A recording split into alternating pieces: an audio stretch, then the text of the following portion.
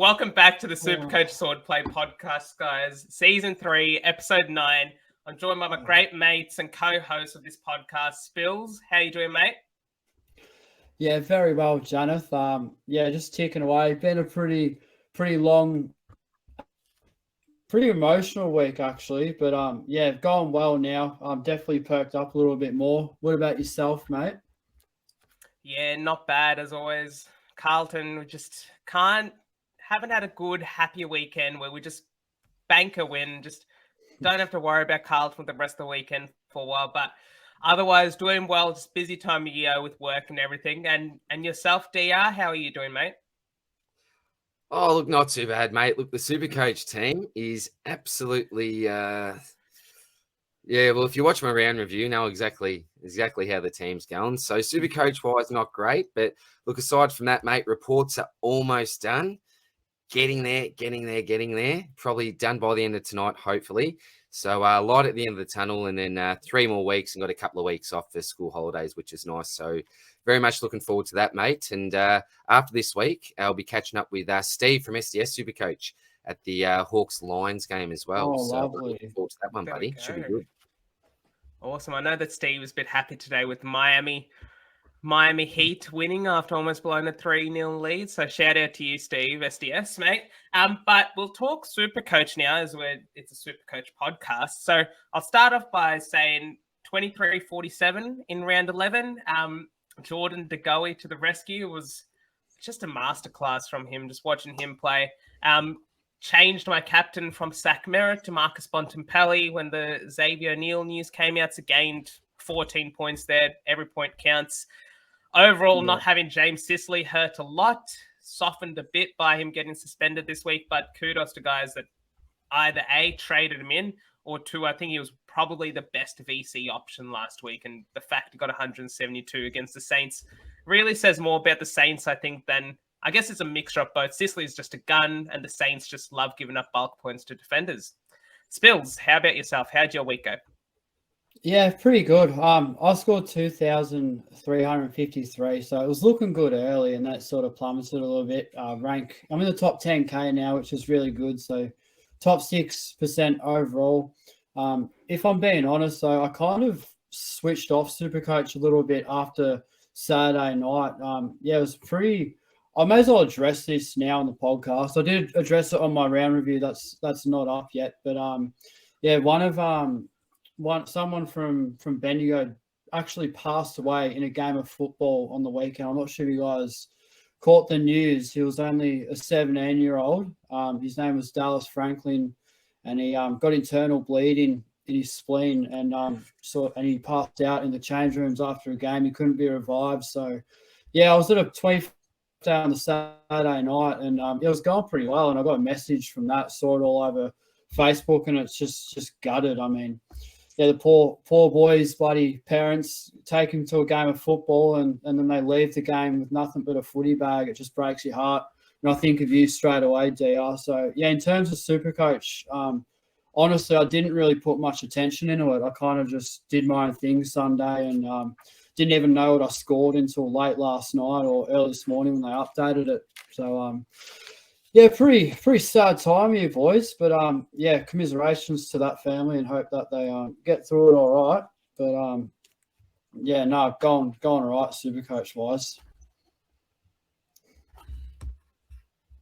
It's just one of those... It's just such a hard thing to fathom, the fact that you can turn up to a footy game and then you may not come off that field. And to parents out there, it's one of the things that I know that when I was playing footy, it's one of the things my parents dreaded as well, is the fact that it may have been contact. I don't want to speculate here, but it's just so unfortunate for that family, and commiserations from my end, and from, I guess, speaking on behalf of all of you guys from all of our ends, that we do pray for the family and that they can find the peace that they require. DR, leading off of that, how did your round go? Well, and just going off that as well, it puts into perspective, doesn't it? When you have a bad round in SuperCoach, it's just a game at the end of the day, right? So if you watch my round review, you would have seen I was going nuts a little bit, wasn't too happy. But at the end of the day, family's all well. It's nothing compared to something like that. So it is just a game. We have our ups, we have our downs, but it's all about fun at the end of the day. But it wasn't fun this week, let's be honest. So you boys are high flyers in the 2,300 plus range. 2196 for me. I couldn't even crack 2,200 this week. Top 33%, almost down 4,000 spots. And what am I sitting now? 14.5K. So I was hoping to get inside that top 10K, but went backwards. Shrek, rat injuries, Jack Steele, don't know what on earth happened there. Terrible round from him. Traded Clary to Butters, so that didn't work out near as well as what I'd hoped it to. Had Stewart as vice captain, which was nice. That was probably the only positive I had. And my Lions, they didn't even get up against the Crows. So, not a great week, SuperCoach-wise, football-wise, but time to hit back this week. And surely I've got to get a little bit of luck, don't I? Got to get a little bit of luck this week. Things have got to turn. So staying positive, boys. Staying positive. It's a new week for you. As always, mate. This is what we love about and this is what the viewers love about your channel as well, mate. Always showing the positivity. And I guess we do have to mention little losses here. Spills, you did beat me just in our league. 6-point winners. I thought Jordan Dawes would come over the top, but he just couldn't get the job done. And just small rank rise to me, 120 spots into 3.6K. So we all have room for growth here.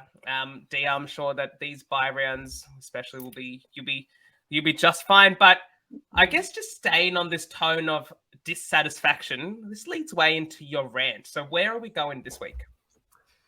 Oh, again, we just talked about how positive I am and all that. Then I'm going on this rant again. It's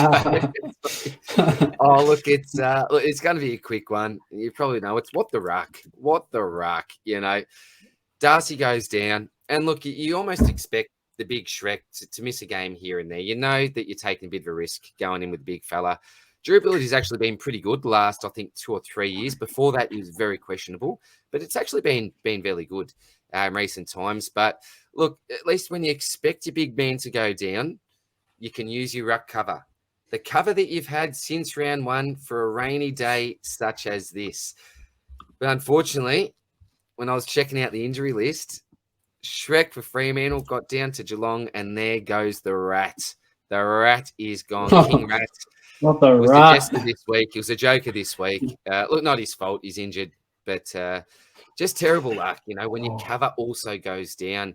I traded out Rowan Marshall a few weeks back as this real anti-pod move. Thought, you genius, DR. You genius. This move is going to get rid of Ridley and get you Oliver. And that's worked out an absolute treat, hasn't it? Because Ridley's come back with a 120 and 130 bloody plus Spills. I tell you, he's your favourite player. I hate this bloke at the moment. Like, just what is he doing? Riddles. Like, give us a riddle, DR. Oh, riddle. Too many expletives in that riddle. Riddle me that. I was riddle me this. Riddle me that, Jordan. I was more. The amount of times I've yelled that at a game. Oh, Spills. I was more spewing that he had scored 130 than Shrek went down. That was how spewing I was. I could not believe it that I'd held this guy, I'd started with him. Oh my goodness. But you know what's happened, anyway. DR? Laverde coming back has done him so many favours. That's just been so positive for him. So he's one I'm actually looking at after his buy. So yeah, you would hate that. He'll be cheap. You've got the roll back. He should just be solid. Really nice D6, D7 I'm looking at to loop with Will Day. So we'll see what happens. But You know what, Spills? I don't think it's a new role. I think it's a new game style that the Dons are playing. It's more chip mark like we saw in the preseason. So it's complete tactical change-up, which is allowing Redmond to actually become fantasy relevant, coinciding with Ridley coming back in. So we never really see those two playing well in the same side, SuperCoach-wise, but now it's sort of coming to fruition there. And I guess just to touch on one thing, you missed this in your rant, D. I was looking forward to it. Max Gawn. Oh. Do you want to talk us through the numbers behind that? he's livid. Would you believe it? Because because a lot of my plans revolved around Gorn getting DPP, switch him into the forward. That way I could get rid of Rat without worrying too much. But he hasn't got it, right? And 34.9% forward, you need 35%. That's really 34.9%. Seriously, right? Champion data, someone do us a favor, get a little bit more orange towards the forward or something on that heat map, can you? I could not believe it. Shrek, Rat, and Gorn didn't get DPP. Just one of those weeks in the ruck, mate. It's shocking. It's shocking, and it's unreal. I might as well get Doherty back as well. He's smashing it now that I've traded him out as well. I might as well get the old crew back. Maybe the starting team I had at 90k whatever after round 1 wasn't that bad at all. Oh, I tell you. Don't make any trades from your starting team, and you could just be able to come to the same spot. Is what you're saying. But I guess there's a little silver lining with regards to the ruck dilemma. So I'm gonna handball it over to you, Tom Mitchell. It over to you, Spills. Can you talk us through one of the potential rookie, I guess, elevated rookie or mid-price options that we have available in the ruck line for us? Yeah, big Kizza, Briggsy. Briggsy. Double in, boys. Dabble in to Briggsy. That's an intro. I don't know. That just, I don't know. That didn't roll off the tongue. That's all right. Freestyle, mate. That's all right. Mate, I'm looking at this bloke because he's gone back-to-back tons. So that's unreal. He's got a negative 60 break even. He's got the last buy. If you're like me and have Marshall and big slapsy Maxi gone without DPP, unreal that DR. That's more rigged than Adam Chera getting off this tribunal about 20 minutes ago. I mean, it's unbelievable, isn't that?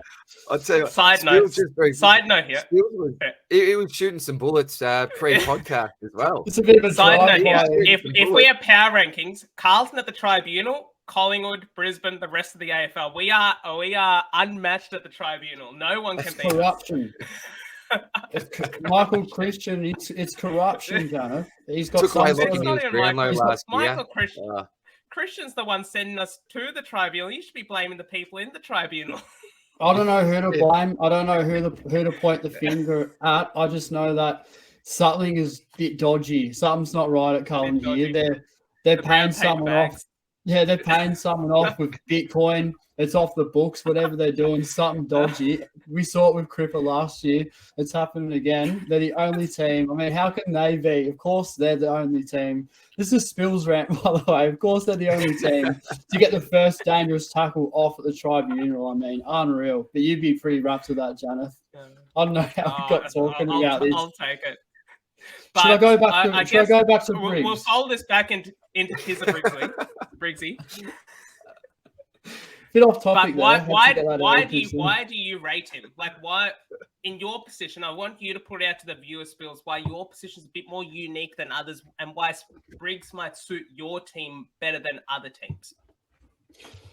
Well, because of my trades, having Mitchell in the forward line sort of gets Madden into the forward line for that spot, and I can fill in a ruck. So it means I'm not going to get a donut over the buys, which would be really important. It's a blessing in disguise that Gorn didn't get that DPP, because like now I can just piss him off for English or Wits or whoever I sort of desire, because maybe you hold him if he has that forward DPP, but the fact of the matter, he doesn't. And the rest of the season, I mean, he's got to go. He wouldn't even be top 5 ruck at the moment. Maybe he scrapes in. I'm not quite sure, but Briggsy just makes you that bit of cash. And having the last buy, that is so nice. You can just cash him in. He's already like mid 200s or something. He's going to make a lot of money fast, and back-to-back 100s. That's really beneficial. I don't need him to do much. I'd be happy with a 60 or a 70, Janath, because it's something. Yeah. It's better than nothing. He's already got the 2 tons in his system. Cash. We'll cash him out like just before round 15. for Jared Witts, I'm pretty sure that'll be the go. We'll see what happens. I haven't decided yet, but so mate, I don't for know about you for boys. the listeners out there, what Spills is saying is that in round 12 this week, he will field Max Gawn and Kieran Briggs. Round 13, I'm going to assume you're going to go with Gawn and Marshall. Round 14, when Max Gawn has the bye, you'll field Rowan Marshall and Kieran Briggs. And then round 15, when Briggs has the bye, you'll field Max Gawn and Rowan Marshall. So it works out perfectly in that way, because that doesn't work when you have a Tim English. It doesn't work when you have a Sean Darcy and you trade him out to a Jared Witts, that sort of scenario. So your case where you have a 12 by Ruckman and a round 14 by Ruckman is probably the only way that it makes sense that, okay, this is a non-negotiable to get Kieran Briggs in. Yeah. But let's go to you, DR. It's just perfect, Kieran Briggs. Isn't it? Yeah, exactly. So just to you, DR, Kieran Briggs has gone back-to-back tons. And in my opinion, I think that the Geelong Ruck division has historically been hard to match up against. But we just saw that Kieran Briggs turned up against them, and he was the ruck options. Jonathan Segler is a semi-restrictive ruckman, so a ton against Segler's good there. If you're not in Spill's position, let's say you have a Tim English and Rowan Marshall per se, would you be sideways in an Asava or Samson Ryan? Asava's injured, maybe 2, maybe 3 weeks. We don't know. Samson Ryan's got a ridiculously high break even of 101, and he could help you in round 15, but he may have just lost all the money he's made up until now. Would you look to sideways one of them to Kieran Briggs?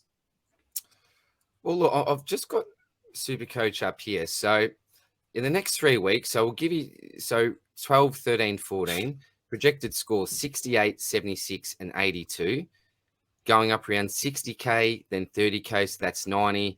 Then they've got 12.7. Let's call that 100K and some change. And that's with a 68, 76, 82. So averaging around that 75 type mark. He's already pumped out a couple of hundreds. The other one was in round 10 against St Kilda. Obviously, Rowan Marshall, who's no mug. I don't know what he's like at restricting other ruckmen, but I certainly rate Rowan as a ruckman. So coming up against the Nank, who is another big body, probably a similar type ruckman. I'm not sure how athletic Briggsy is, or I think he's more of that strong type ruckman from what I've seen. You got Goldie after that, Freo, then the Melbourne boys, and then Hawthorn. So I don't think it's a terrific draw coming up, but if he can even go, let's just say, averaging 80 to 85, then he'll get close to 125K within 3 weeks. Is that going to be enough for people? I'm not too sure. You've obviously got Ford this week, who we'll obviously talk about, who I think is a must trade in. You've got Wardlord. You think you're going to make more money there, less cash, because they've all got the same buy. So, look, I think it all depends on your projections for him. We know that I think Flynn's actually playing pretty good footy as well in the Rezzies. So, is he just a bad game away from getting dropped altogether? I'm not too sure. Just need him to get through. So, yeah, we're really looking at him. I think most people are forgetting him for probably a 3-week quick flip. Yeah, I am. 100%. Yeah. It's more so the cover, and he's got a high ceiling. I mean, he's averaging 105 at 254K. So he just needs to get through to his buy. And as I said, I'm happy if he even underscores. At least I'm scoring something. And he just has to play basically to make 50K. So, like, short term, he's going to make heaps of coin. And when the time comes, he'll be a nice one to cash out and finish your team. They'll give him my last upgrade. Once I get rid of him, the team will be done. So, yeah, I'm pretty happy with this one. If I was to play devil's advocate, I'm not saying that these situations are comparable, but we saw with Rory Atkins, elevator price rookies need to average more to make the money. And one bad game can really, really hurt the price rises. So we saw that with Atkins, his first 4 games were all above 60. He got 102 in a game, and then he scored a 28. Subbed out, may not be in the team next week. So does that... I know that Briggs is a ruckman, so you don't normally play 2 ruckman in a team. I don't think GWS is the sort of team to do that. Are you concerned in any means, Spills, about Briggs and the potential that if he does drop a 50, if you're bringing him in for cash, which I don't think is what your situation is. But if you're bringing him in solely for cash, does that concern you that he's only one bad score away from losing the main purpose of him? Yeah, a little bit, but look, it's a punt I'm willing to take, and I don't lose out too much because I've banked myself. Thanks to you, Janath. I didn't even go through my trades. I didn't go through with the wrong one like I said I would last week. I ended up holding Anderson and going Sicily in for Radaglia, and then banking a fair bit of coin for what did I do next, boys?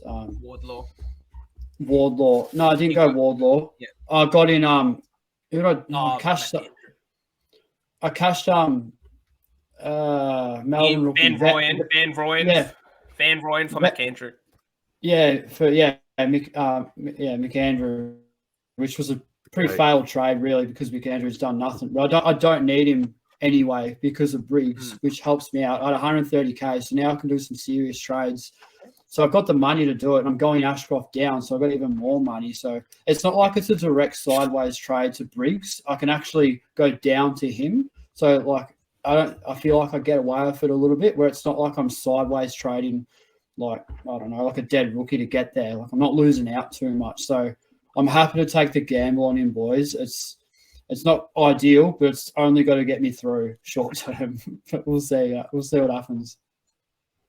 Yep. Cool. We'll go on to the next rookie, Eddie Ford. I'm just going to put it out there. Is it as simple as that he's just a must-have at the price? He loves the role, moving up and down 100%. the wing, and he goes to defense and he goes forward. He's a really good user by foot. Simple as just bring him in, regardless of this is the round. This is before the first bye. Just do it. Oh yeah, he's going to make. Yeah. He's going to make 100k. If he scores 60 this week, he's making 100k every day of the week. And I think there's just one of those circumstances where even if he does have that really bad round 15 bye for most coaches, you're going to have him. He's going to be on your field for the next 3 weeks, and he's one of those rookies that he's almost perfect for best 18 next week when we're going to have a lot. We're going to have probably 22 players. And I feel like he's one of those rookies that can come out and score 100 and be a bit of a difference in terms of, because it's best 18, most players are going to score quite similarly in a round like that, because you may have a 60 as your lowest score next round.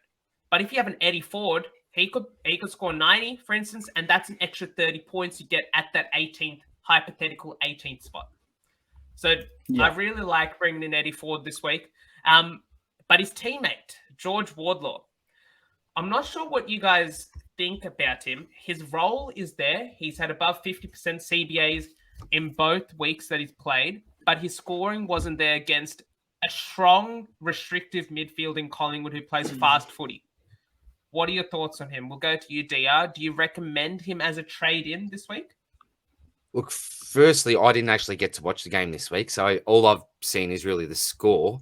But look, I think probably with Wardlaw, the way to look at it is if you're trading him in, I don't think he's probably another player that you're going to look to flip. He's probably one that you're just going to look to hold for the rest of the year and have as that cover. I don't know if he's going to make enough cash in the right time frame. Yeah, in the short term to make it worth it. I think he's a long-term option, just one of those blokes that if you've got, just say, a Wilmot, for example, or an Ashcroft type, if they're the blokes you want to get rid of, you're still banking a fair bit of coin there. And you're also probably getting someone that's got really solid job security, has a nice role, and he should be there week upon week. So I think it's okay, but yeah, it would be in that situation where you wouldn't look to be making quick money from him. You'd probably look to go your Briggs or your Ford if you're going to do that. Cool. Spillsy? Spills?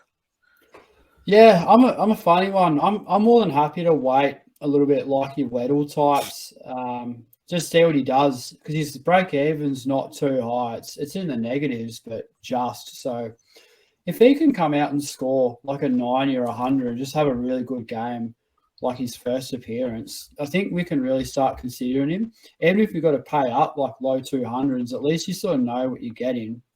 But yeah, I completely agree with you, DR. I think it's just team dependent. It just depends how far you are away from finishing a team. I mean, at the moment, after this week, I've got 21, I think, 20 or 21, basically almost a completed team. Wow. So Shit, I exactly. wouldn't really be looking. Good. Yeah, I mate. wouldn't That's really be pretty looking good. at him. Yeah, Okay. so Wow. if you got like 17 and you still got heaps of trades left in the bank, I'd go for him because he will make some money. But yeah, he will be stuck on my bench for the rest of the season, which is probably good cover, but not one I'm probably willing to pay up for. And if I'm going to pay up for anyone, boys, it's the big Kizza. So yeah, welcome to the team. Kizza Briggsy. It Kizza is. the Well, Kizza Brigger. Brigger. Well, that's a great chat there about the three sort of bubble rookies, low end, mid price options we're looking at. Just one that I'm going to pose to you guys because we do want to talk about at least one of the rookies which is entering their buy, and that's Will Ashcroft. So for owners that held the faith, they were duly rewarded in his games of the Gabba, 97 against Essendon and 124 against Gold Coast before coming back down to earth in what seems like a bit of a yin-yang option when he plays at the Gabba versus elsewhere. 52 against Adelaide. If he kicked that goal in, I would like to say the second quarter, he would have had a much higher score. But he's got Hawthorn at the G, Sydney at the Gabba, St Kilda at Marvel, and then Richmond and West Coast at the Gabba in the 5 rounds after his bye. He's priced at 420k, and he's got a break even next week of 109. Do you hold? Yeah. Do you sell? Well, two words for you, Janath. What's that? And cement bag. Cement bag. Cement bag. The track. Oh, DR, all over it. Kudos to you. Cement bag. I'm cashing him in, boys. I'm cashing Ashy in this week to get the big bloody cement bag. Tell you. The cement bag. That's gone on for a while. The big cement bag. Yeah, that's old school, isn't it? Have you been watching his TikToks recently? I don't know if that's helping me pick him or not. It's a bit interesting what he's up to. I don't care what he does. He can do whatever he wants. He can rob me house if he wants to. I'm still picking him. He's on $1 million a year. I don't think he'd be robbing me. Yeah, he's right. There won't be much to rob, but I'd still pick him if he decides to go down that path. You've got that little genie egg still there, don't you? Is that you in the same house that your roommate's got the genie egg? I dream a heenie egg. It is the same house. Yeah, I returned it back to the landlord because it is quite valuable. But yeah, if there's ever any need for it, this would be the coming to your egg, mate. Well, I guess Bills. So you're heavily on the trade Ashcroft bus, cash him in. DR, yeah, 100%. Where do you stand? You can't trade out the rising star winner, Spills. You can't trade him out, mate. It gets you yeah, look. In all seriousness, right? There's arguments either way. There are arguments either way. Now, given the fact he's got a 109 break even, he's got the bye this week, it really would make sense numbers-wise to move the bloke on. But the way that I see, and also you want to cash him out at his highest price point as well. So more than likely, it's going to be now, or else you're going to have to wait probably a month to maybe get back there again. Because Janath mentioned that he's got a pretty nice run at the Gabba. I think it might be 3 out of the last 5 weeks, maybe. He's got at the Gabba. 3 out of the next 5 weeks. Yes. And one's against West Coast. And so Richmond, Sydney. Yeah. In my situation, in my personal situation, I'm going to play things a little bit differently, I think, during the buys. And I think I'm going to hold Ashcroft throughout the whole buys. Oh, I think love it. He's probably going to be my last upgrade. I'm most confident with any rookies on my field. I'm not counting Sheasel. I'll count him as being a little bit different, I suppose. But out of your other blokes, Ashcroft's the bloke I'm most confident with week upon week. And so I want him in my side as long as I can. And that Gabba run, we know what he does at the Gabba.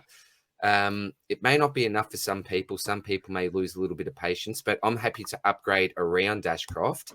And look, just say if he loses 30, 40K, I can live with the gamble of keeping on to him. So I'm in the camp of, look, it's always team dependent. If you want to trade him, absolutely go for it. It's probably the most sensible decision. But for me, I just know after missing this week, he's going to be covering for those next 3 buys. And to me, that's probably more valuable than Yep. risking losing 30 to 40K on him. And I'm just making 30 to 40K. I'm just pulling that figure out of the air. But that's the way that I feel about him, mate. Maybe a bit of Brisbane bias there. Yeah. And I guess another way to look at it, which is something that I've been thinking about, is that a lot of coaches would have cashed him out after his 37 against Carlton at 330, 373.2K. So right now you've got a 50K increase compared to other coaches. So I'm always almost willing to give him a week next week against Hawthorn and see what that score is. If it's a 40 score, he's really going to plummet in cash because the following week he's going to have a 52 and a 40 in his price cycle, and it's going to be 400K. I think But he's if gone he gets then. he's gone then. But if he gets a 90 away from the Gabba, coming into 3 out of 4 at the Gabba with that 90 in his price cycle, then that's the tick of affirmation. Okay, we're going to hold him through the other 2 buy rounds as well. So this week is sort of next week, sorry, is sort of all right, we'll do a trial and error here. We're 50K up on traders or traitors. Up to you how you want to decipher that. Traders if they get rid of that.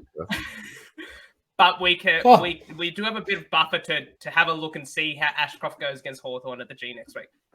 Happy with that? Absolutely. Yep. Awesome. Yeah. Well, I reckon this leads well into the mailbag segment, which we have, which is what I was sort of segueing into. And just before we jump in, I've got a strong suspicion that Alex Chincotta will come back in for Carlton. Nick Newman's been ruled out until the bye in round 15. And also Sam Simpson didn't play VFL last week and he wasn't the sub. So may look as though Chris Scott did actually rest him, which is what they had on team sheets last week. So look for him to come back into the team as well. But off you go, DR. Alrighty. So thank you very much again to everyone that has left a question. We'll get straight into it here. So Andrew Raksik, how are you, buddy? Thanks very much for the question.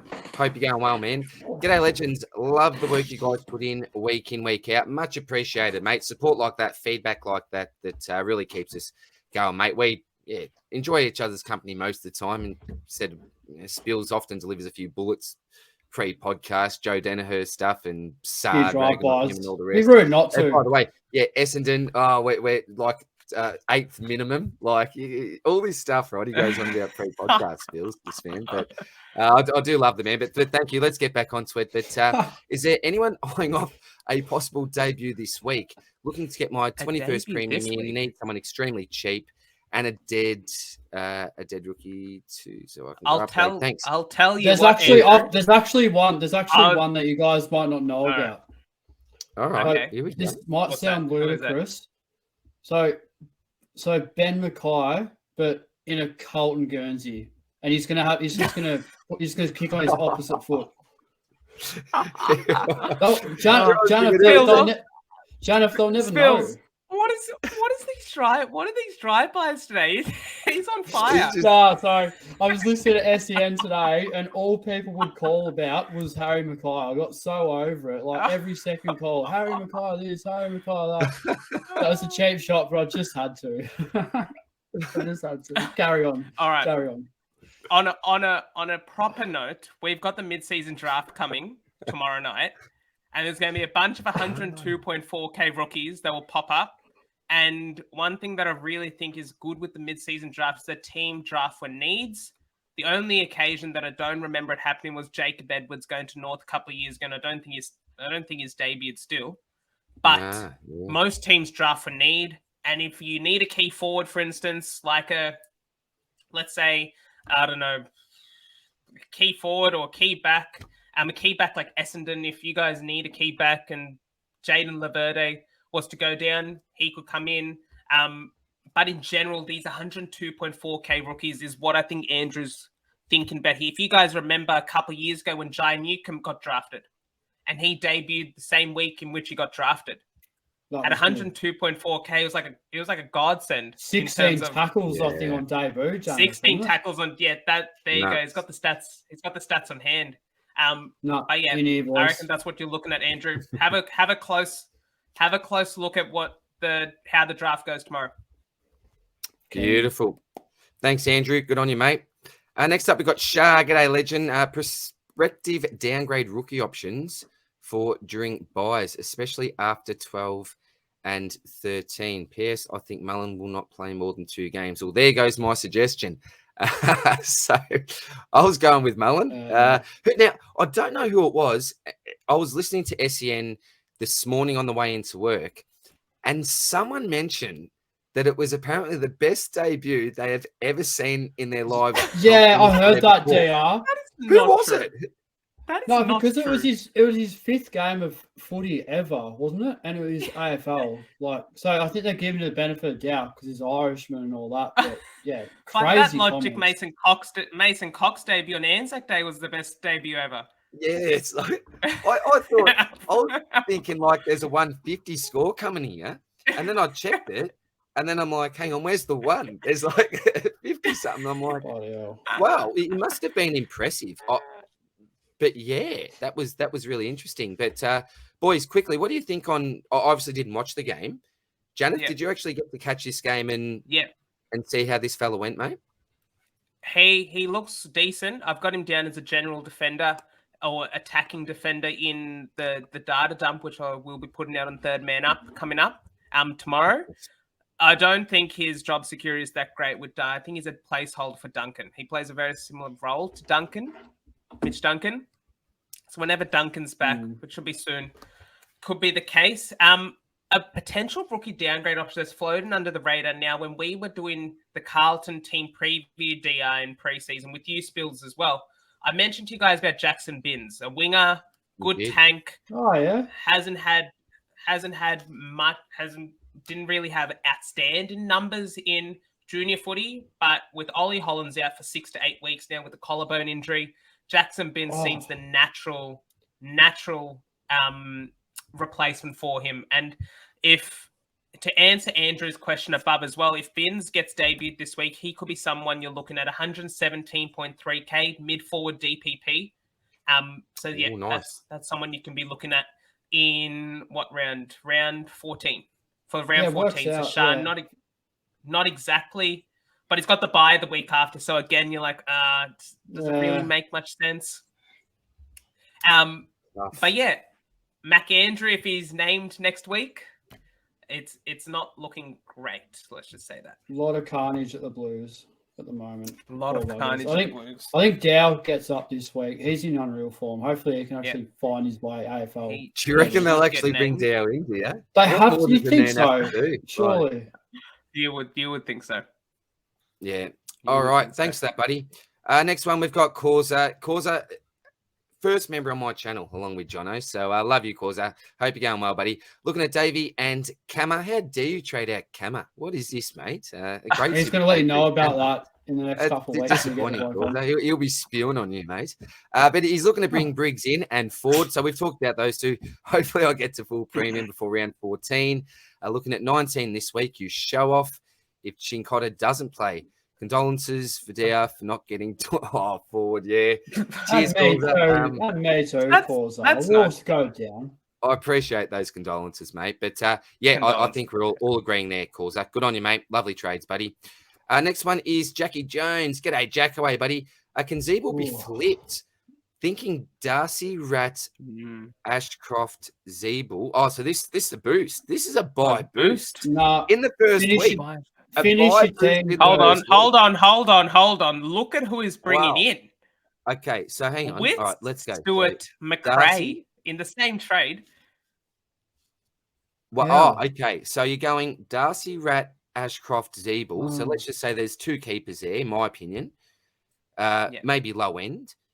To Wits, who I would rate above Darcy. Stewart, who's fantastic. McRae could be the best. Well, I'm not going to say the best. Top three forward if he gets the right role. And Eddie Ford is a must-have. Oh, geez, it's so he's getting an extra premium with Ford. Yeah. It's not know how many upgrades there are left for Jack there.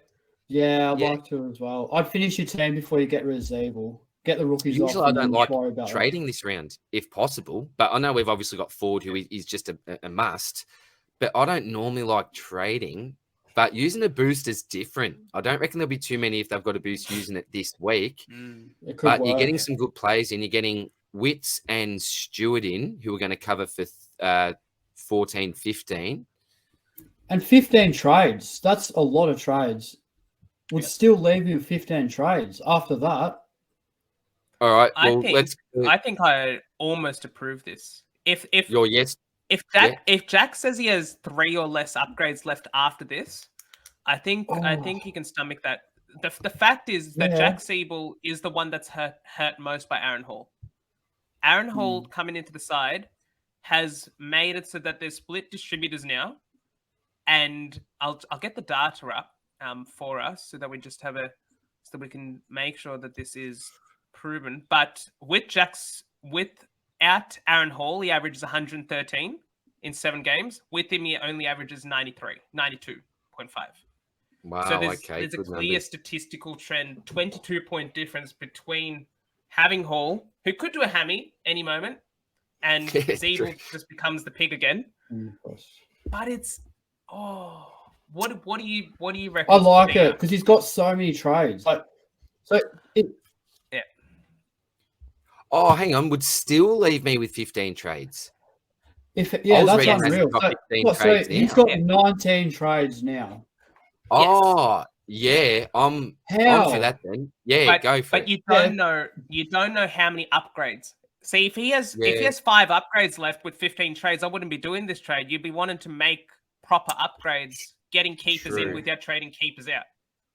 True, yeah. So it would really help. We could probably chat offline. But Jack, if you could let us know how many upgrades you have left, we can definitely give you the tick of approval there. Yeah, beautiful. Yeah. Good on you, Jack. Cheers, mate. Now we got Frogger, another legend. How are you, my man? G'day, fellas. Do you consider Wardlaw viable based on his likely solid job security and reasonable scoring potential? I think we pretty much agreed on that one before, mate, that if you're bringing Wardlaw in, you're not looking at his cash gen. You're looking at that scoring potential. So solid job security and scoring potential. Yes, I personally think he's viable based on those 2 factors. Looking at Rat to Briggs, well, I'm looking to do the same thing, mate. So I'd give you the thumbs up there. Cashcroft. Oh, that's clever. That is clever. Cashcroft. Nicely done, yeah. Haven't heard that one floated. Nice, Frogger. It's Wardlaw. That's good. Already have Ford. I like that. That allows me to get Neil in a single trade next week, plus possibly Sheasel to Decam. I might talk about my trades a little bit later. I am all for it. I'm all for it. Boys, Spills, you all for that, buddy? Yeah, easy as you like. That's fine. Easy as you like. You're really confident, Janath? A single trade to get Neil in with no real downgrade options for the begging in round 13. Yeah. Think that's really perfect. That's really good. Smart. Yeah. Elite Frogger. I guess DR, I could just jump in here. I'm not sure whether or not we'll get any McRae questions, but I personally want to know what you guys think of this. Jack McRae, 575k. He's just now mid 4 DPP, 140s in his last 2 games, break even of 41 with 5 straight Marvel games to come. Is he a must-have? No. Go on, Spills. Well, he will be the straw that breaks the camel's back over the bye.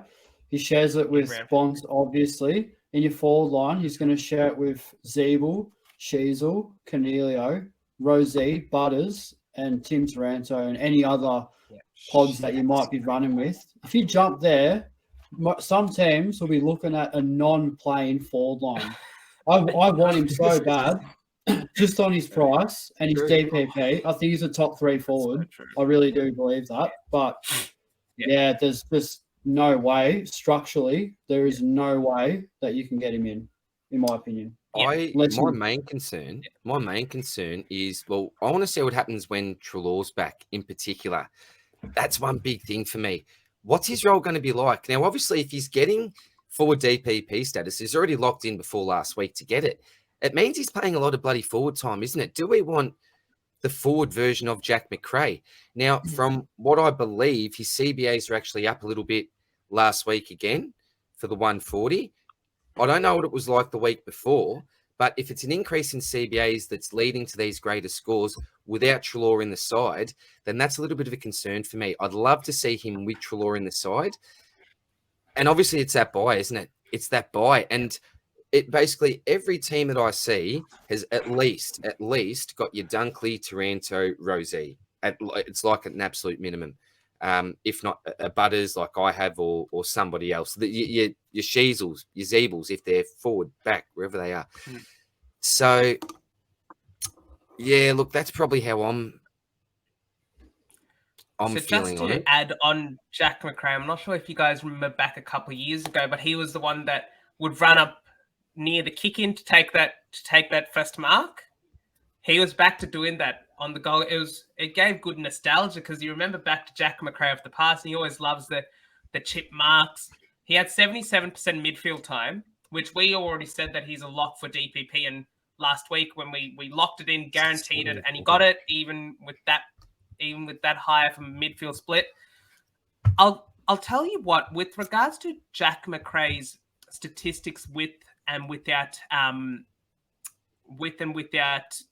Treloar, I don't think it's actually as bad as some make it out to be. Yes, Treloar does demand midfield time, but this year, Jack McRae is averaging 107.1 with Treloar, 114 without him.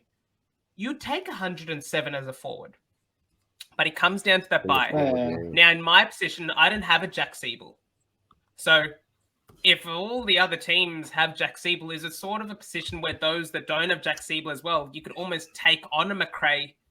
And yes, you don't gain anything in that buy, but other teams that have Siebel may not be able to take on McRae for the fact that that's one extra round 15 buy player.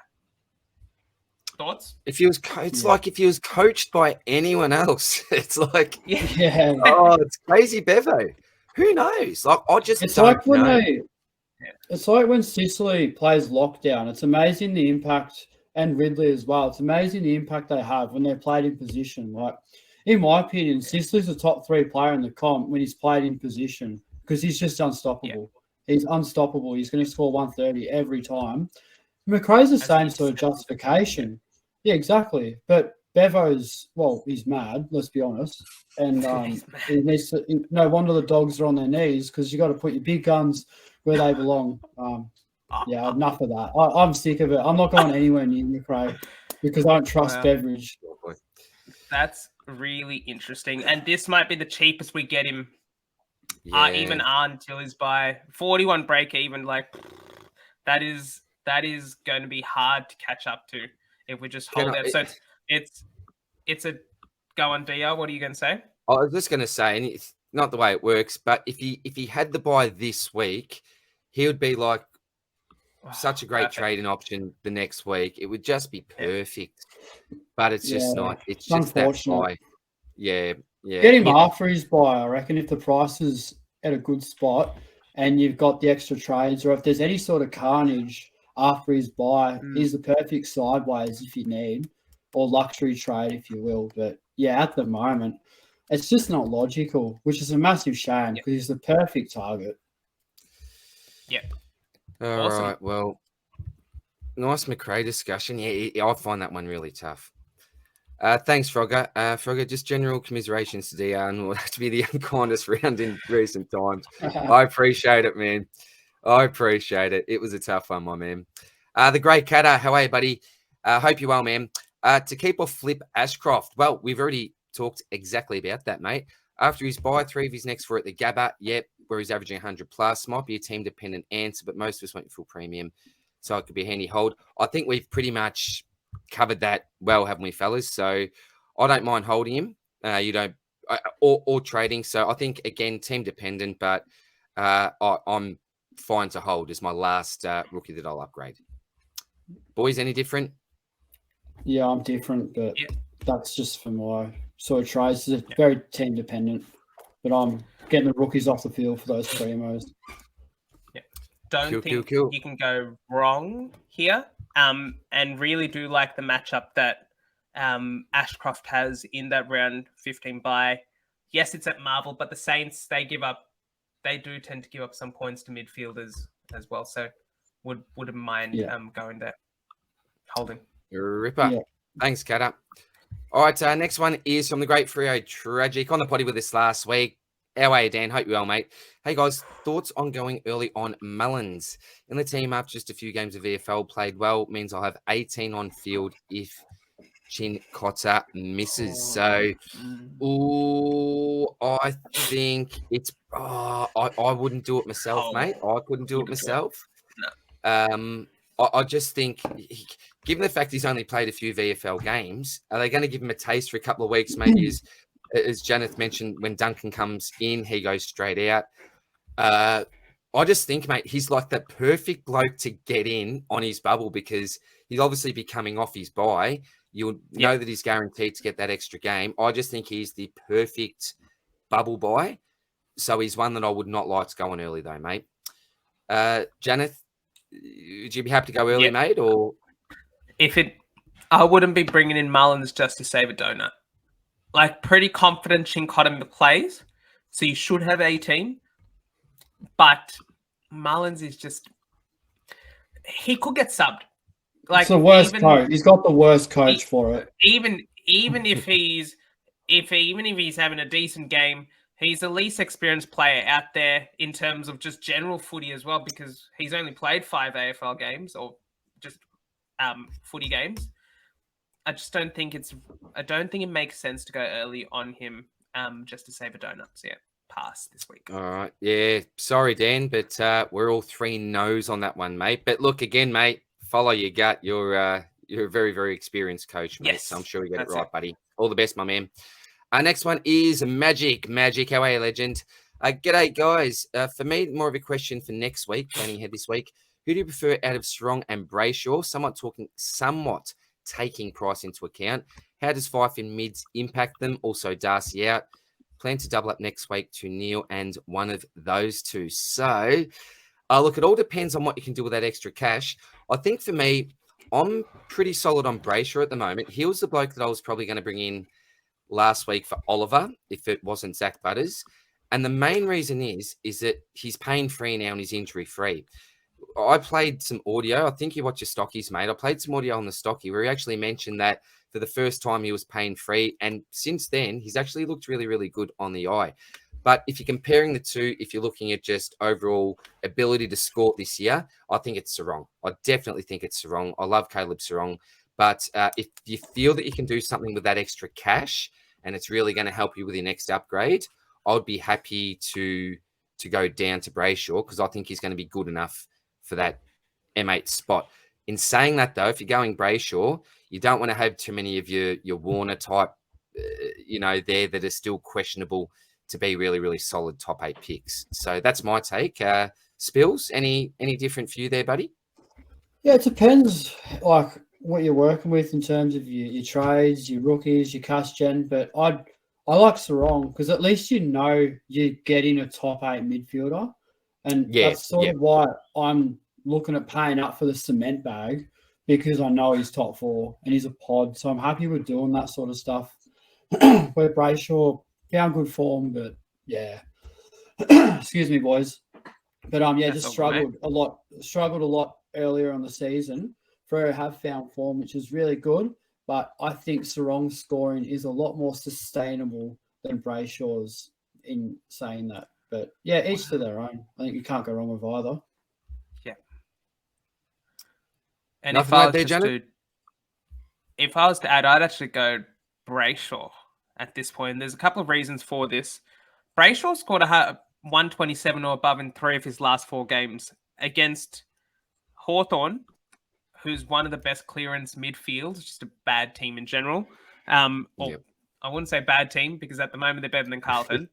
Sydney, Geelong, who's again depleted midfield, but Melbourne 127. You could say no Clary, but still they brought in James Harms, a defensive mid, and they still got 127. Yeah, good enough. The other reason why I like Brayshaw more than Sarong in the short term is that you go away now from a tap ruckman in Sean Darcy, who've had one of the highest hit out to advantage rates in the AFL, which Sarong really benefited from, to a more mobile Tim English style ruckman who doesn't really tap it to advantage but gets around the ground really well.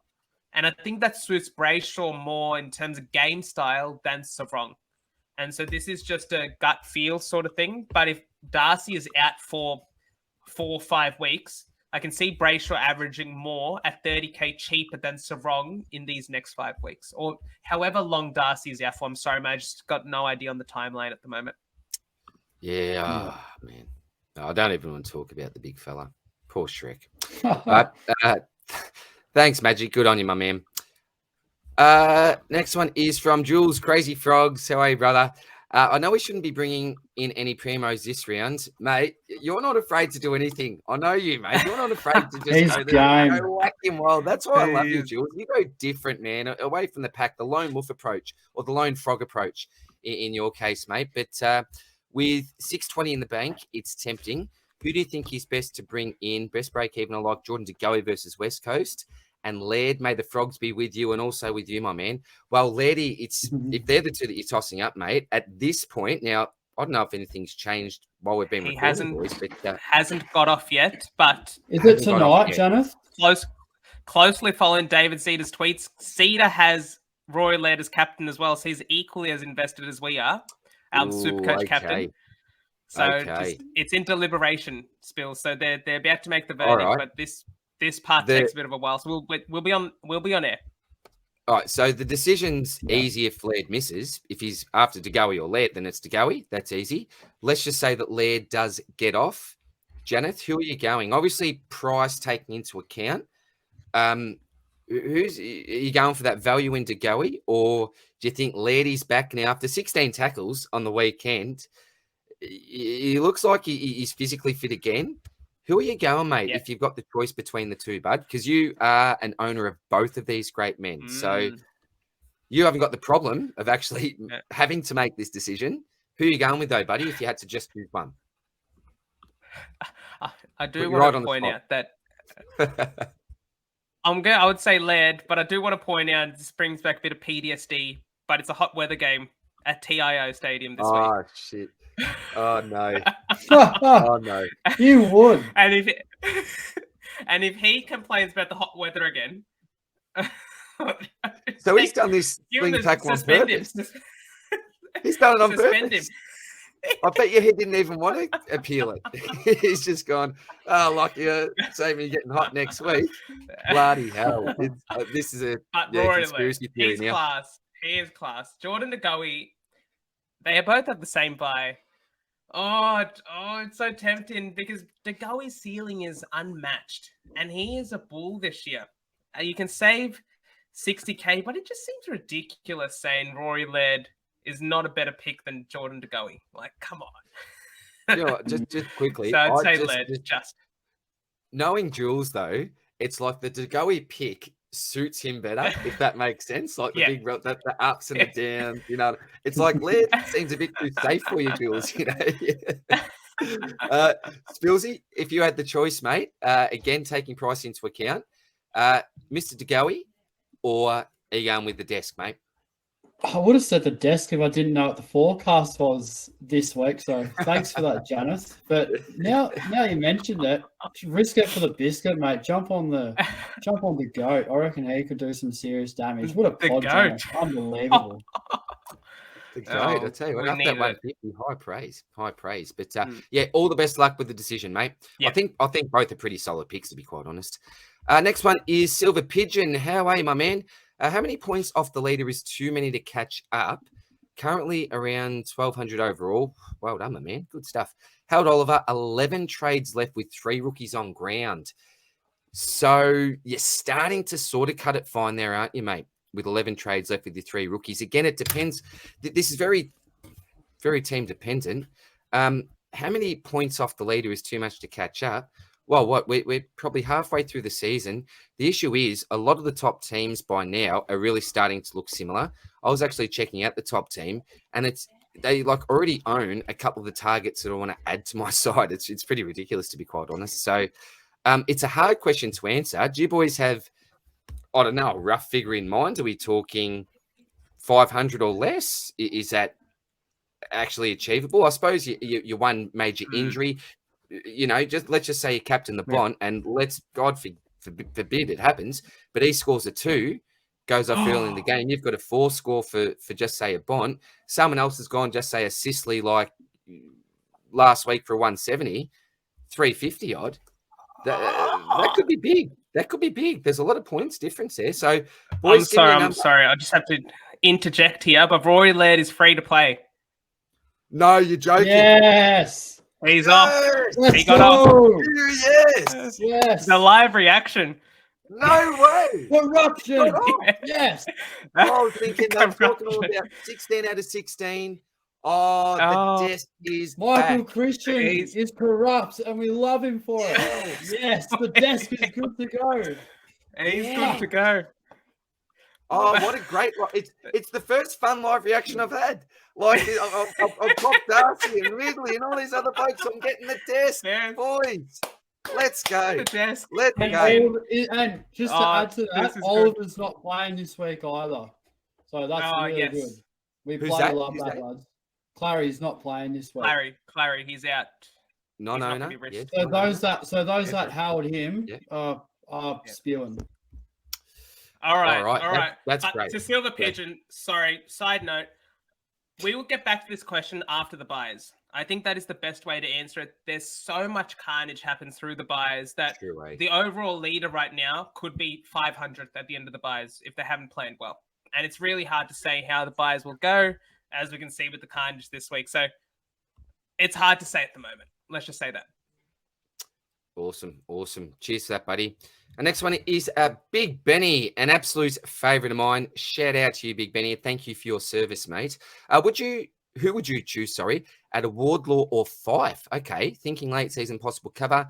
Either would remain in Big Ben FC to the end. Would be handy for some buy cover also. Cheers, mate. I'm in the Invitational League with Big Benny. Absolutely love Benny. Wardlaw or Fife? Oh, well, jeez. Fife. What's Fife at, boys? Maybe 244. 244 compared to 190. So it's about, a 50K difference.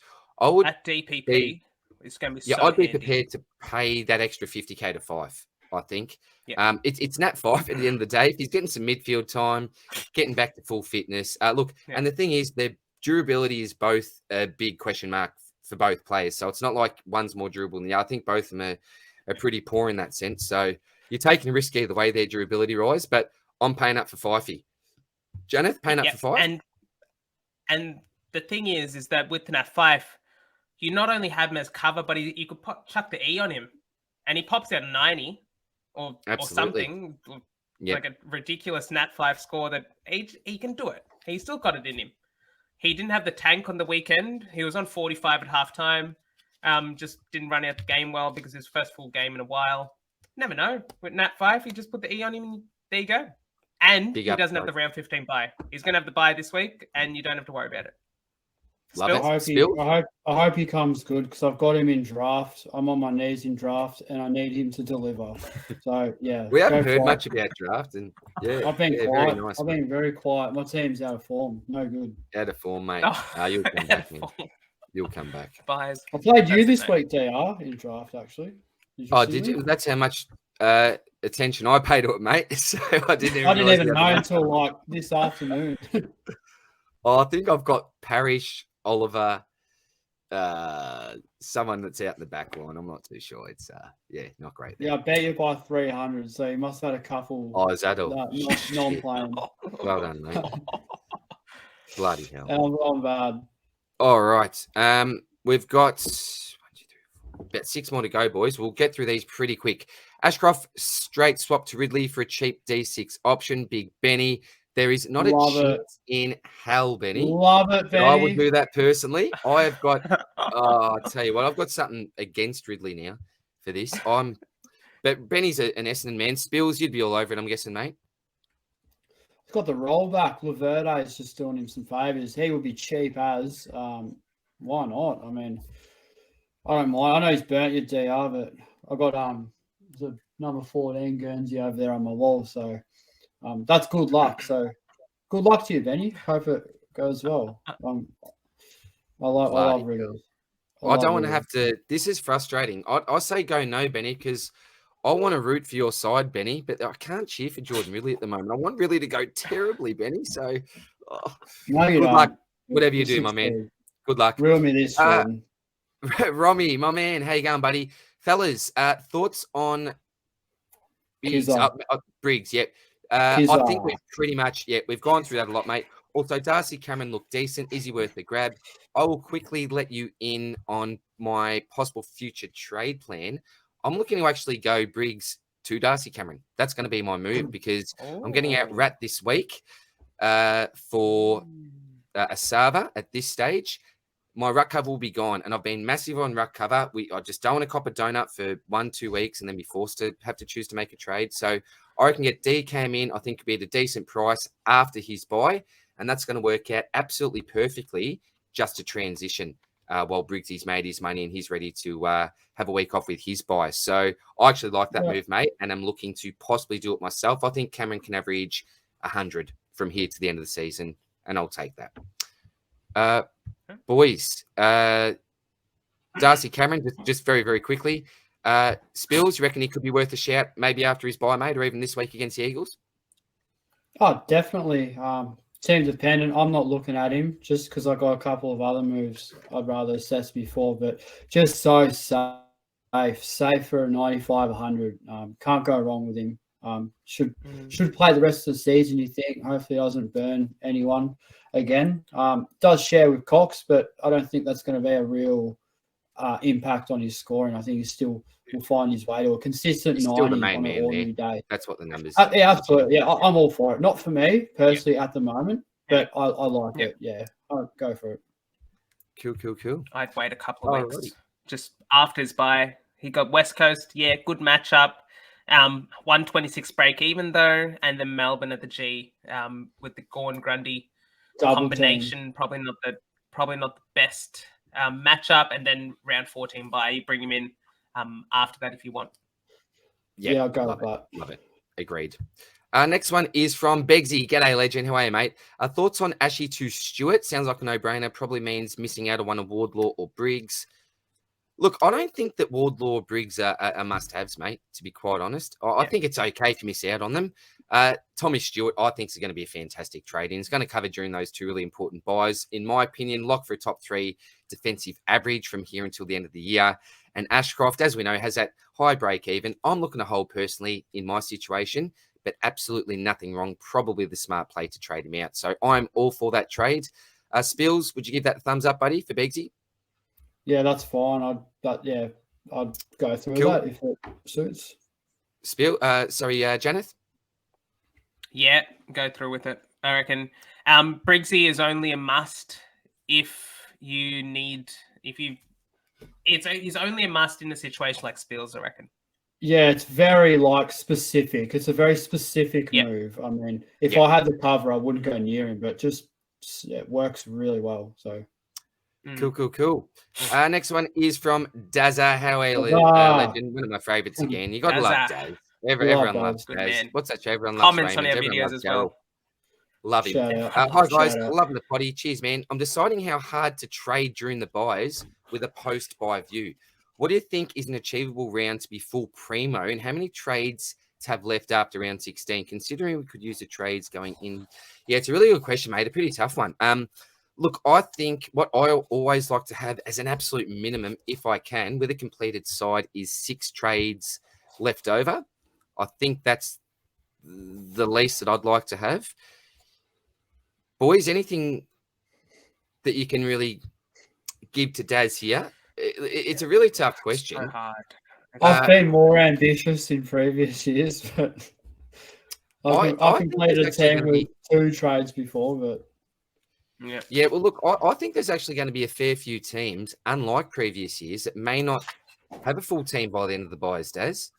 It's going to be tough for some teams, mate. I'd actually bet, unless you're right up the top with the leaders at the moment, you're going to absolutely kill your bench and basically have a dead rookie on every line, or at least a speculative pick.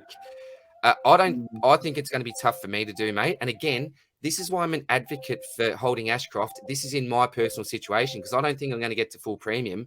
So at least I want to carry Ashcroft through, knowing that at least here's a bloke that can pump out 100, particularly at the Gabba.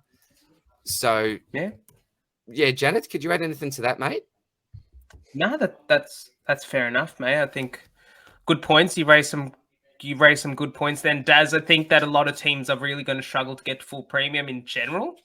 And will have Sheasels, Ashcrofts in their team, and then fake premiums like Will Days, Will Powell's, those kind of players. And so really it's just picking and choosing the premiums you really want to have in the final 22 when you go into a matchup to win. I don't know if it's your rivalry league and they've got Will Day and you've got a Jack Sinclair. Like that's the sort of thing you pick and choose which premiums you want. Go for quality over the speed at which you pick off these premiums and get to full premium, because not all premiums are keepers, or not all premiums are keepers. Sorry, the other way around. Not all keepers are premiums. Yeah, love it. All right, next one is from SuperCoach Battlers. I tell you what, I've been a bit of a SuperCoach battler, particularly this round, this season, really. Thoughts on flipping Day or Sheasel to Salem and banking cash? I don't know what Salem did. Spilsy, can you tell me anything about what Salem did, mate? Did you notice what he did on the weekend? Is he back? What's going on with Christian?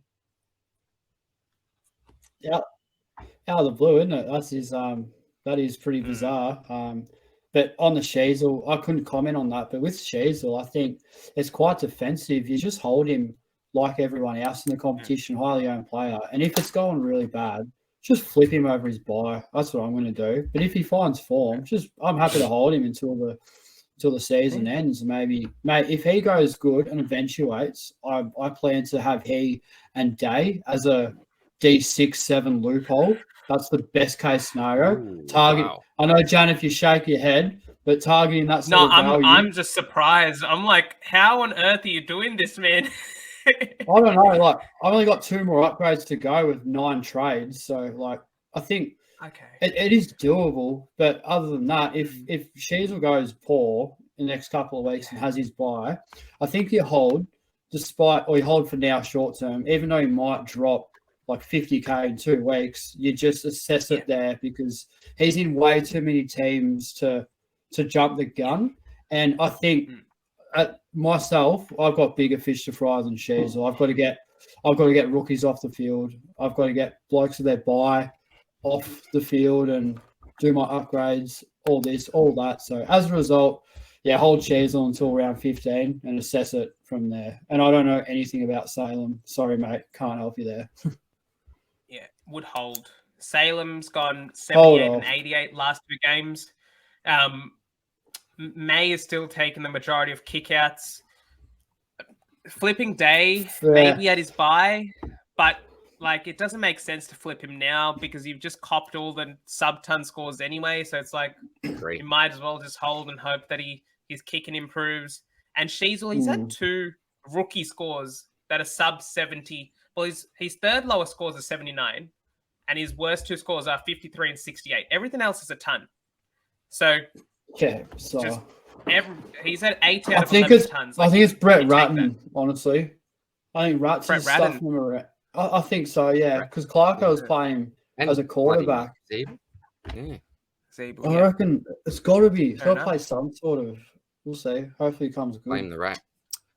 All right. All the best with that one, buddy. And last one we got here is from Maxi Chisholm. G'day, Maxi. Thoughts on trading Marshall to Briggs and then flipping to Darcy? Mate, I would not even... Look, this is just personal. I reckon there's a lot of stuff around there, brother. You've got Rowan Marshall. That's a ruck merry-go-round if I've ever seen one. Mate, I would not go on the ruck merry-go-rounds. I go there most years, to be honest, mate. I go there most years. Yeah, but not by choice, DR. I know, we all end up on it, don't we? Every bloody year. So, mate, I'd be just thanking your lucky stars that you are a Marshall owner at this stage. Keeping on to him. Don't worry about Briggs. Don't worry about Big Shrek, mate. Hold on to Marshall with dear life, because what I wouldn't give to have Rowan in my side over Shrek at the moment, mate. I'll tell you. So I would not be looking at it, mate. If you've got 28 trades remaining somehow on the 5 boosts, then maybe for something a little bit fun. But I would, that would scare me greatly, mate. That would scare me greatly. Spills, are you brave enough to jump on this, mate, and go on the ride again? Look, I'm jumping on big Kizza Briggs, but not for those trades. Hold Marshall. Don't put yourself in the situation, mate. Just stick fat until it crashes. Yeah, Like who in their right mind would trade Rowan Marshall? It's Murphy's Law. It's Murphy's Law, DR. You trade and they make you pay, especially in the rocks. Oh, man. Oh, man. All right. Please, so, Matt, yeah. don't entertain that. Don't entertain that trade. Set up trades. We're a big fat no for that one, Maxi. All right. That is the end of the mailbag, boys. Excellent. Well, Thanks again for all up your questions. Awesome. Well, yeah, so just to follow on what DR was saying, the mailbag has been a huge success, something we sort of dabbled into at the start of this year, and it's just been flying every single week. We only had a 30 to 45-minute mailbag, a shout-out to put it out there before we started recording, so it's just brilliant the support you guys are giving to the potty. But before we end up, let's talk trades and captains. So right now, I'm thinking Asava and Samson Ryan out, Jack McRae and Eddie Ford in. Subject to change, depends how Jack McRae is. Just it feels like you're sort of experimenting a bit with murky waters, but just want to go in there. Just want to Jacks of all trade. That's he's named. It's Jack Steele and Jack McRae. That's what the team's named after. So got to get one of them right. Exactly. Let's right, go to you, DR. What are your proposed trades at the moment? Yep. So look, at the moment, and I hate doing this. He's my favorite player in the comp, the Pepsi Max King. It's time for him to exit, I think, unfortunately. So with him, I'll be using lots of DPP to do these. So I'll bring in Eddie Ford in. Ford's just the absolute no-brainer of the week. I suggest don't worry about your buys. Get this man in. You need to get Eddie Ford in. So that'd be the first one. And then the Rat is going to go, and I'm going to bring Briggs in. Now, this may be subject to change. If it looks like Shrek's going to be out for more than a month, let's just say 4+, then I'm trading him. And I may even look to skip Briggs, not play around like Maxi was going to do there, and maybe just go to a Jared Witts type, I think, for me. So it's either going to be Rats to Briggs or Darcy to Witts for me. Spilsy, how about yourself, mate? Yeah, gone really aggressive this week. So out, sorry, DR, but Ashcroft, he's done. What a great rookie he's been, by the way. Superb. Yeah. That video I did about 3 or 4 weeks ago about holding him over his double gabber round. He was really good, back-to-back hundreds. So, yeah, really good. But, finished on a positive. He's out. Rory Atkins, massive shame. He would have been really nice over the buys, but I think he's killed his cash gen. More importantly, I think he's killed his role, and I would be surprised if he was named this week. So he's going to go. And I need a bit of help with this third one, boys. So at the moment, it's Matty Johnson, and I absolutely bloody hate it. I hate it because there's nothing else I can do. The only rookies I've got around this price is Johnson and Sin Cotter. Johnson's got his bye, and Sin Cotter is almost penciled in to play this week, which means another on-field option coming in at round 12. So I'm absolutely rattled. I think it'll be one or the other. It'd make life a lot easier if Sin Cotter just wasn't named simply. But it's either that or Mitchell, who's just got so much more money to be made. So I might need some help with that one. It'll be one. Is this for Eddie Ford? Yeah, Ford is in the discussion. Yeah. He's one of the, but it helps with who I'm bringing in, and I'm pretty stern on it from what you guys would have gathered earlier in the podcast. I did mention it, but in the big bloody cement bag, that is Christian Petrarca. I'm not mucking around. Usually with that number 1 draft pick, when there's someone that's about 400, 450K and you cash him in, that's when you can get away with paying up for someone. Petrarca, he balances the buys really well. I think he's a top 4 midfielder. He's in 15% of teams, massive pod, should pounce on Carlton this week, who don't really put much attention into players. So hopefully it goes well. So we're going Petrarca. Big Kizza Briggs, boys. Bring the big fella in. No donuts in the ruckman, in the ruck lineup. So, we love that. That's going to be really versatile. Short term, he should be good. I'm happy if he scores 60 or 70. It's unfortunate, but I'm taking that every day of the week in addition to a 0. So Briggs is coming in for that ruck cover. He'll be flipped in the last buy. And then how can you pass up on Eddie Ford? he should make 100K in 1 week, depending on what he scores. So they're my trades, boys, and captains for this week. Straight up on debut, VC Petrarca on the Friday. See what happens. Murphy's Law. Murphy's Law. And didn't that work a treat for you, Janath, the other week? It did. So, fantastic. I'll pass it on to you. Yeah. Fantastic result. So the first game, VC, and my captain will be on the last game of the round. Essendon versus North Melbourne. Zach Merritt, come on down. So see how we go, boys. I feel pretty safe with these trades and captains, but I'd like to hear both of your takes on these. Well, look, I'm going Zachary Butters as my VC. Second game of the week against Hawthorn at the Adelaide Oval. I'm hoping that the little fella can just absolutely go off. He's a bit of a pod as well, so I like the fact that I can go with a bit of a pod VC. That's always good. Just hoping that my grand plan with trading in Butters can come to fruition. And then I'm probably with you, Spills, with the Zerrett selection. After that, I think coming up against North Melbourne, really, really friendly matchup. I think it's the last game of the week. So I'm all for that. But you've also got the Bont, who could be a bit of a shout out there as well. Rory Laird now that he's playing. Probably for me, it's Butters into Zerrett, buddy. Janath, how about you, my man? You've been going pretty well with your captains lately. So yes, I've just sneak peek, but we will be releasing a captain's corner post on Third Man Up. So dissecting how many players we got. We got about 15 candidates, and we're going to break it down into 3 possible VCs and 3 possible Cs. So stay tuned for that. But Jordan De Goey, last 3 versus West Coast, 117.3 average, excluding injury-affected score. And last 3 at the venue, 112, so at Optus. Or the Bont, 116.7 last 3 against Geelong, weaker midfield now. He just seems like a safe VC because he's just got that ultra high ceiling. And then, like you boys, Zachary Merritt, jump on, boys. 123.7 average in his last 3 against North. Last game of the round, they don't tag. Jordan De Goey went off on them. Very similar players, I'd say, in terms of their spread from contest. But I think the best VCC that we all don't have is Matt Rowell. Against Adelaide at TIO Stadium. He averages 132 against Adelaide, and he averages 118.7 in his last 3 games at TIO Stadium. So at that venue, it'll be dewy, it'll be sloppy, contested. In his type of game. He's almost a good trade target. Just like possibly.